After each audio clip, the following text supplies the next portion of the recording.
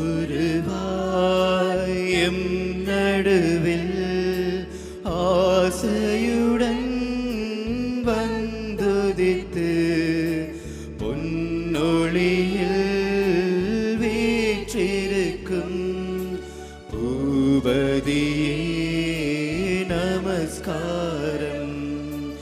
அன்புருவாயம் நடுவில் ஆசையுடன் வந்துதித்து பொன்னொழியில் வீற்றிருக்கும் பூபதியே நமஸ்காரம்.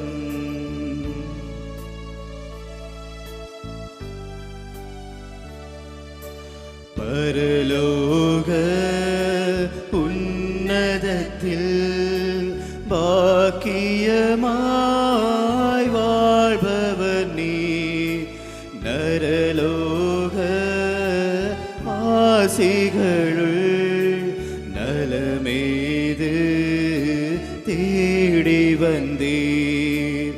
அன்புருவாயம்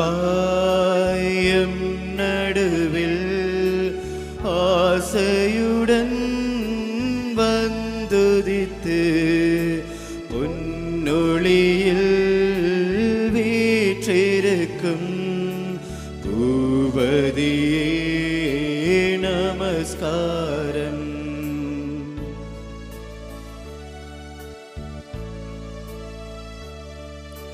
நீத்திய பிதாவினண்டை நிரந்தரம் நீர் வீற்றிருக்க சுத்தமில்லா பூவுலகை சுதந்திரமாய் கொண்டதேனோ. அன்புருவாயம் நடுவில் ஆசையுடன் வந்துதித்து பொன்னொழியில் வீற்றிருக்கும் பூபதியே நமஸ்காரம். பூபதியே நமஸ்காரம். பூபதியே நமஸ்காரம்.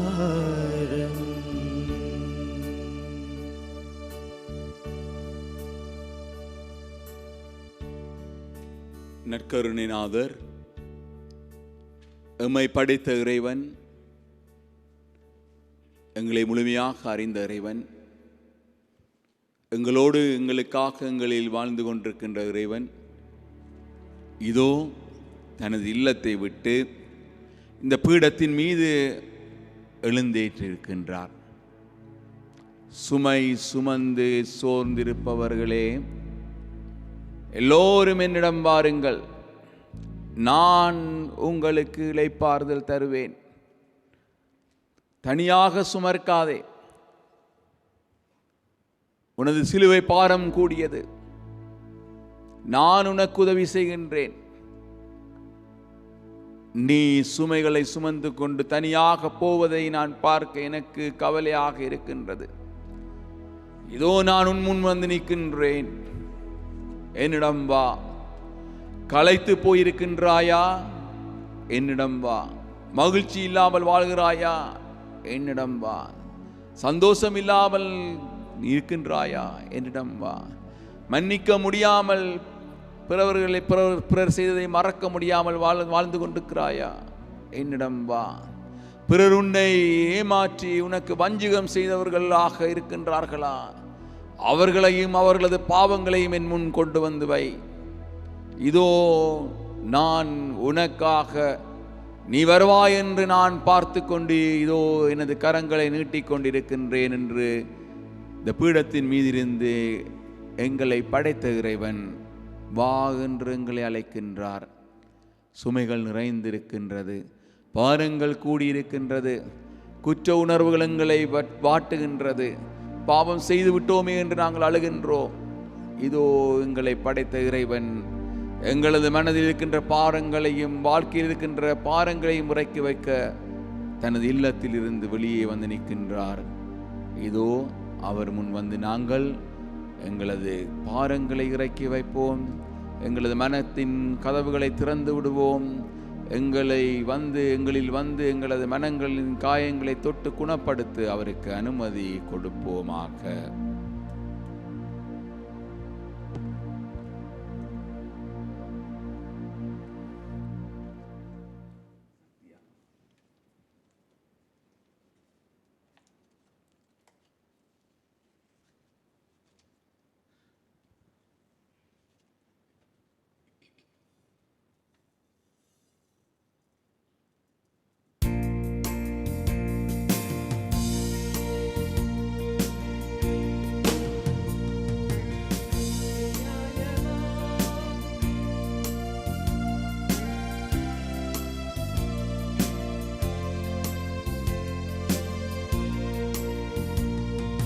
சக்தியானவா, ஜீவநாயகா, அன்பாலே வாழும் தேவா.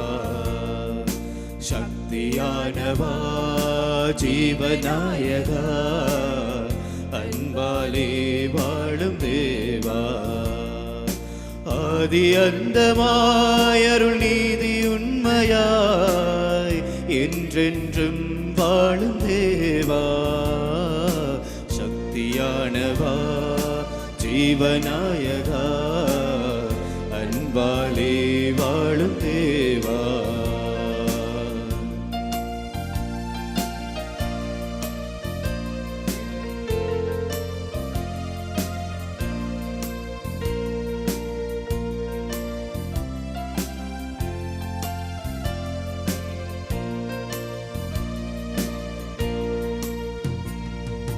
மக்கள் யாவரும் அன்பிலக்களிக்கவா, அக்களிக்கவா, அன்பிலக்களிக்கவா.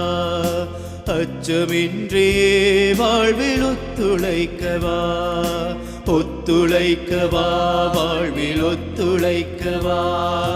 திக்கணைத்துமே உம்மை எதிரொலிக்கவா, எதிரொலிக்கவா, உம்மை எதிரொலிக்கவா. யுத்தம் நீங்கியே அமைதி உதிக்க செய்யவா, உதிக்க செய்யவா, அமைதி உதிக்க செய்யவா. பூமி எங்குமே நெஞ்சம் யாவுமே அன்பாலே வாழும் தேவா.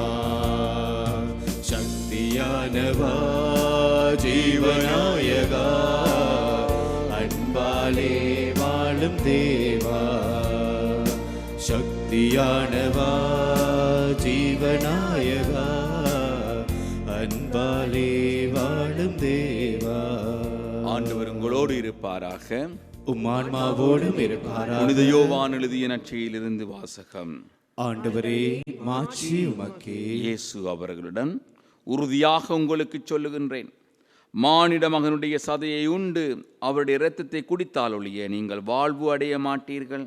எனது சதையை உண்டு என் இரத்தத்தை குடிப்பவர் நிலை வாழ்வை கொண்டுள்ளார். நானும் அவரை இறுதி நாளில் உயிர்த்தெழச் செய்வேன். எனது சதை உண்மையான உணவு, எனது இரத்தம் உண்மையான பானம். எனது சதையை உண்டு என் இரத்தத்தை குடிப்போர் என்னோடு இணைந்திருப்பர், நானும் அவர்களோடு இணைந்திருப்பேன். வாழும் தந்தை என்னை அனுப்பினார், நானும் அவரால் வாழ்கிறேன். அதுபோல் என்னை உண்போரும் என்னால் வாழ்வர். விண்ணுலகத்திலிருந்து இறங்கி வந்த உணவு இதுவே. இது வாழ்வு தரும் கிறிஸ்துவின் நற்செய்தி. கிறிஸ்துவே உமக்கு புகழ்.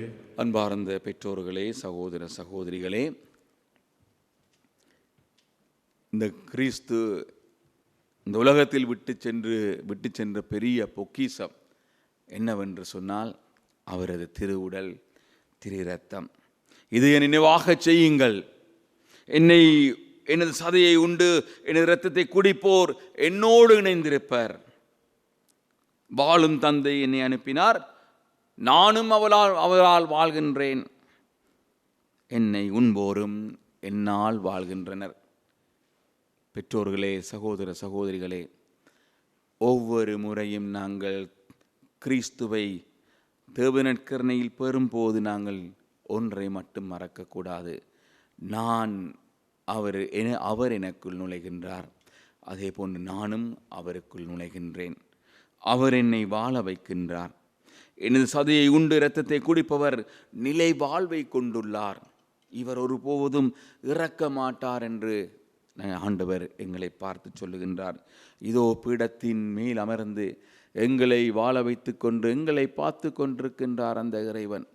தேவனற்கரணை பேழையிலே அவர் அமர்ந்து, நான் உன்னை அறிவேன், உனது வேதனையை அறிவேன், உனது கவலையை அறிவேன், உனது துன்பத்தை அறிவேன், உனக்கு நடந்த தீங்குகளை நான் அறிவேன், உனக்கு எதிராக செய்த சதிகளை நான் அறிவேன், நீ அழுது கொண்டிருக்கின்றாய், நீ ஏமாற்றப்பட்டிருக்கின்றாய், நீ பாவிக்கப்பட்டிருக்கின்றாய், உனது வாழ்க்கை முழுவதும் நான் அறிவேன். மகனே மகளே, என்னிடம் வா, என்னிடம் வா, நான் உனக்கு இளைப்பாறுதல் தருவேன் என்று அவர் எங்களை பார்த்து சொல்லுகின்றார். நாங்கள் தனியாக இருக்கின்றோம், தனிமையோடு இருந்து தனிமையை உணர்கின்றோம், தனிமையாக இருந்து அழுகின்றோம். ஆனால் ஆண்டவர் எங்களை பார்த்து சொல்வது, என்னிடம் வா, என்னை வந்து உள், எனது சதையை உண்டு இரத்தத்தை குடி, அப்பொழுது நீ நிறைவாழ்வு படுவாய். எனது சதையை உண்டு இரத்தத்தை குடித்தோர் என்னோடு இணைந்திருப்பர், நானும் அவர்களோடு இணைந்திருப்பேன் என்று எங்களுக்கு சொல்லுகின்றார். அன்பார்ந்தவர்களே, நான் ஒரு விடயத்தை உங்களுக்கு சொல்லுகின்றேன், வடிவாக கேளுங்கள். நாங்கள் இந்த கிறிஸ்துவை பெற்றுக்கொள்ள எங்களை தகுதி உள்ளவர்களாக மாற்ற வேண்டும். தகுதியற்ற முறையிலே நாங்கள் கிறிஸ்துவை அப்ப வடிவில் பெறும் பொழுது நாங்கள் எங்களுக்கு எதிராக பிணக்குழிகளை கிண்டுகின்றோம் என்று சொல்லி புனித சின்னப்பர் எங்களுக்கு அறிவுரை சொல்லுகின்றார். 1 கொரிந்தியர் 11வது அதிகாரத்தை நீங்கள் பார்க்கும் பொழுது அதிலே புனித சின்னப்பர் எங்களுக்கு ஒரு அறிவுரை கூறுகின்றார். அவர் என்ன சொல்கின்றார் என்றால், நீங்கள் இந்த அப்பத்தை உண்டு கிண்ணத்தில் பருகும் போதெல்லாம் ஆண்டவருடைய சாவை அவர் வரும் வரை அறிவிக்கின்றீர்கள். ஆகவே வடிவாக கேளுங்க, எவராவது தகுதியற்ற நிலையில் இந்த அப்பத்தை உண்டால் அல்லது ஆண்டவரின் கிண்ணத்தில் பருகினால் அவர் ஆண்டவரின் உடலுக்கும் இரத்தத்துக்கும் எதிராக குற்றம் புரிகிறார். எனவே ஒவ்வொருவரும் தம்மை சோதித்தறிந்த பின்பே இந்த அப்பத்தை உண்டு கிண்ணத்தில் பருக வேண்டும். ஏனெனில் ஆண்டவருடைய உடலென உணராமல் உண்டு பருகுபவர் தமது மீது தண்டனை தீர்ப்பை வருவித்துக் கொள்கிறார் என்று சொல்கிறார். அப்படி சொல்லிவிட்ட இன்னொரு விடயத்தை அவர் அழகாக சொல்கின்றார். இதனால் தானே உங்களில் பலர் வலுவற்றோராயும் உடல் நலமற்றோராயும் இருக்கின்றனர் மற்றும் பலர் இறந்து விட்டனர். அதாவது சின்னப்பர் என்ன சொல்ல வருகிறார் என்று சொன்னால், பாவத்தோடு நீ கிறிஸ்துவின் உடலை பெற்றுக்கொள்ளும் ஒவ்வொரு தடவையும் உனக்கு எதிராக நீ தீங்கை வரவழைக்கின்றாய். இதனால் தான் நீ வலுவற்றிருக்கின்றாய், இதனால் தான் நீ நோய்வாய்ப்பட்டிருக்கின்றாய், இதனால் தான் நீ இறந்து போய்விட்டாய் என்று சொல்லி எங்களுக்கு சொல்லுகிறார்.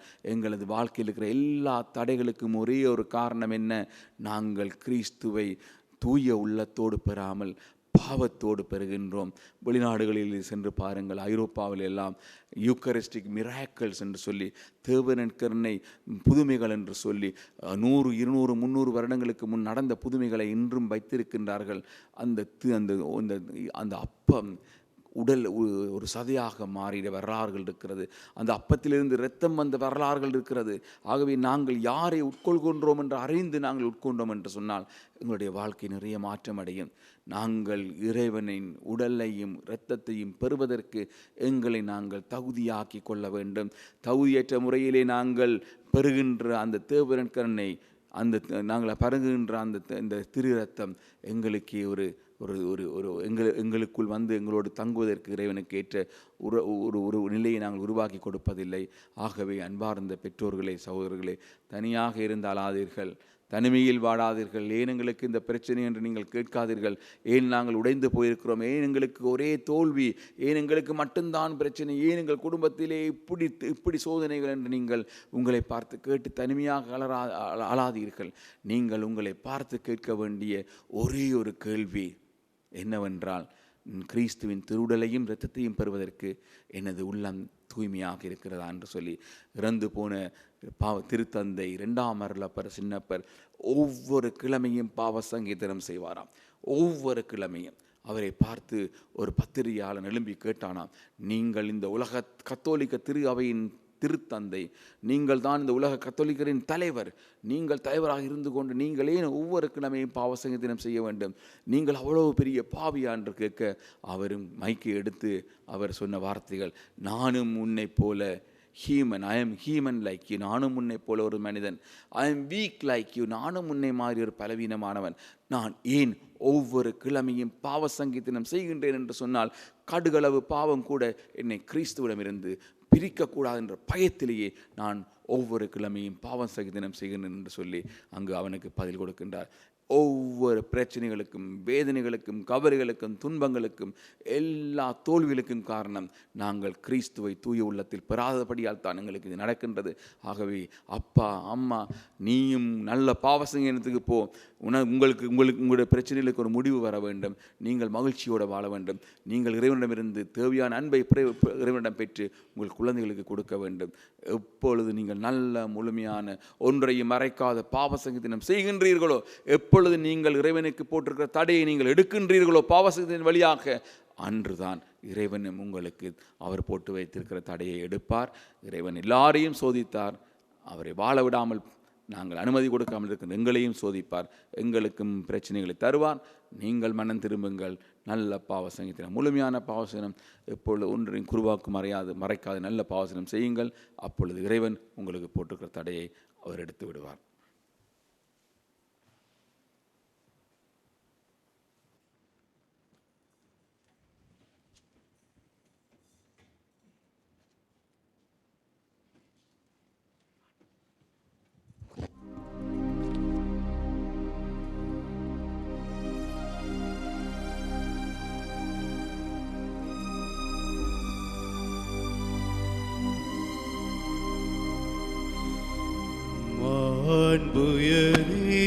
வருள்ள அனுமானத்தை தாழ்ந்து பணிந்து ஆராதிப்போம். பழைய நியம முறைகள் அனைத்தும் இனி மறைந்து முடிவு பெருக புதிய நியம முறைகள் வருக.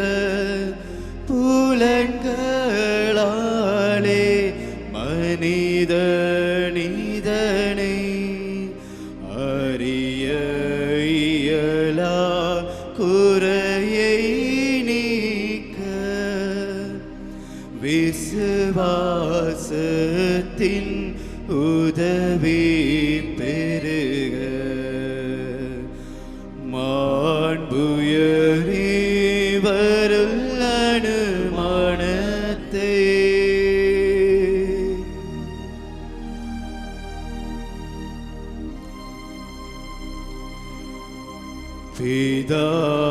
பிதாவர்க்கும் சுதனவர்க்கும் புகழ்ச்சியோடு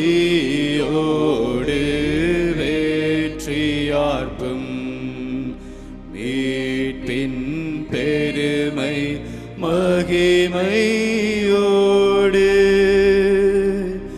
வலிமை வாழ்த்து யாவுமாக இருவரிடமாய் வருகின்றவராம் தூய ஆவியானவர்க்கும் அளவில்லாத சம புகழ்ச்சி என்றுமே உண்டாக.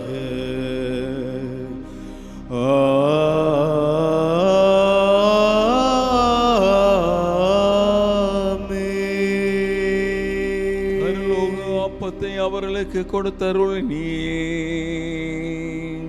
அதில் சகல மதுர இன்பமும் உண்டாயிருந்தது.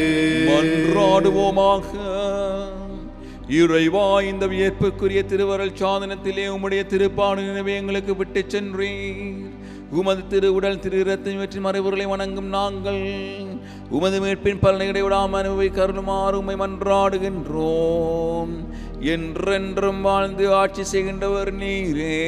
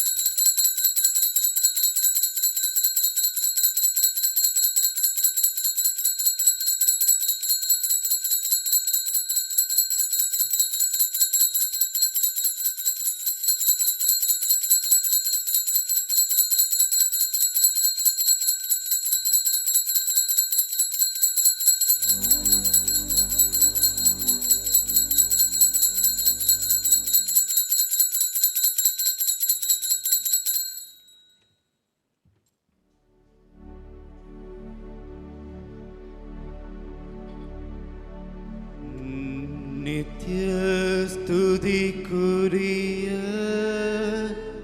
பரிசுத்த நற்கருணைக்கு பக்தியாய் ஆராதனை எத்திசையும் புரிவோம். நித்ய ஸ்துதிக்குரிய பரிசுத்த நற்கருணைக்கு பக்தியாய் ஆராதனை எத்திசையும் புரிவோம். நித்ய ஸ்துதிக்குரிய